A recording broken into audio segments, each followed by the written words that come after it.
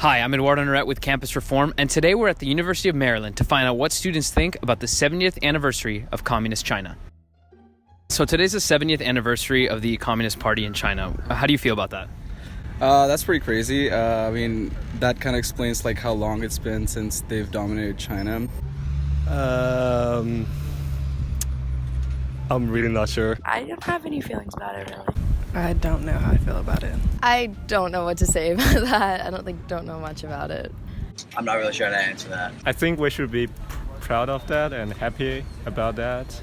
We're really proud. Yeah, we're really proud of that. I think everyone is proud. I mean, Chinese people. I guess in some ways, in my mind, if it's been working for 70 years, they must be doing something right. I don't know. I think it's...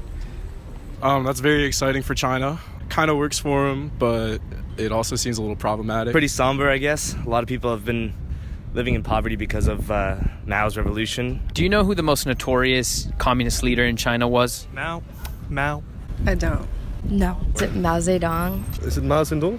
So his name was Mao Zedong. One of the major policies he had led to the death of anywhere between 30 and 70 million people. What do you think about that? I think that's terrible.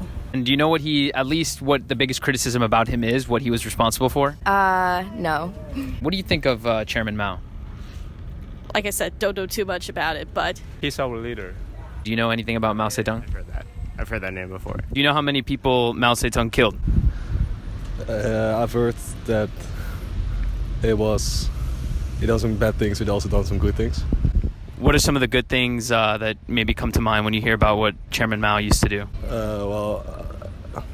My Chinese history is a little bit rusty, but... And what are your thoughts on Mao? Definitely, I think if you were living in China at the time, would seem like a real charmer. What do you think about his policy that led to the deaths of 30 to 70 million people?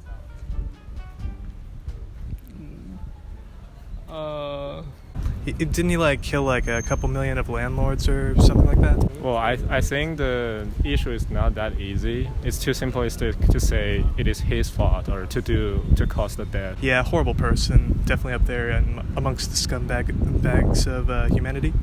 So he instituted a policy that led to anywhere between 30 to 70 million deaths. What do you feel about that? I think that's shitty, really terrible. Like the communist ideology in China, it kind of results in a little bit of, Islamophobia and shit like that. They're demolishing Muslim places of worship and stuff like that. I'm not a fan of Mao. Even though I'm a leftist, I still don't idealize him in any way, shape, or form. I think that his methods were insane. I think that he was incredibly violent. So he was very against spiritualism and religion, which I also don't agree with. So even though I am a leftist, I don't support Mao. What do you think of when you hear communism? I don't really have much feelings about it. Personally, I think that communism is a terrible ideology. It seems like free speech and freedom of beliefs are kind of held on a leash over there. Why do you think college students can't pinpoint what's wrong with Mao and communist China? I think there's a bias in education in America. We don't really learn about a lot of the communist revolutions in Russia and China, even Cuba. We hear about Hitler and all that, but we don't really hear about all the people's lives that have been lost and ruined because of communism.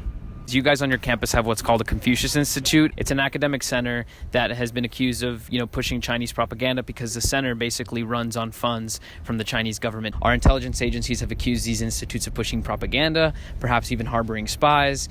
How do you feel about the presence of that institute on your campus? That would never be allowed in communist China, and I'm perfectly fine with that being here.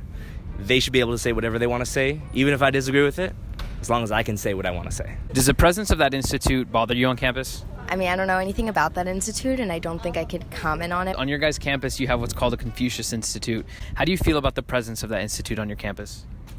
I think that's awesome that our campus provides resources like this. Because what they're doing is spreading propaganda on American college campuses. What we're seeing even with people who are going around wearing shirts with Che Guevara, it's anything that's anti-American, that's the way for the left to just take over things. Yeah. It's it doesn't matter how bad they are, as long as they're anti-American, we'll take them. Our campus is a really diverse place, and we deserve to show that same sort of respect to people. If people want to follow Confucianism, then so be it. It's a little weird. I didn't actually know that we had that. Well, I didn't even know that was a thing here, so I guess it's a little concerning, but... Oh, well, hello there. I'm Kappa Phillips with Campus Reform. Thanks so much for watching. If you want to join our team, we're always looking for new investigators, correspondents, and tipsters. Click right here to learn more about that. If you want to donate to help us make more videos like the one you just saw, click that button there.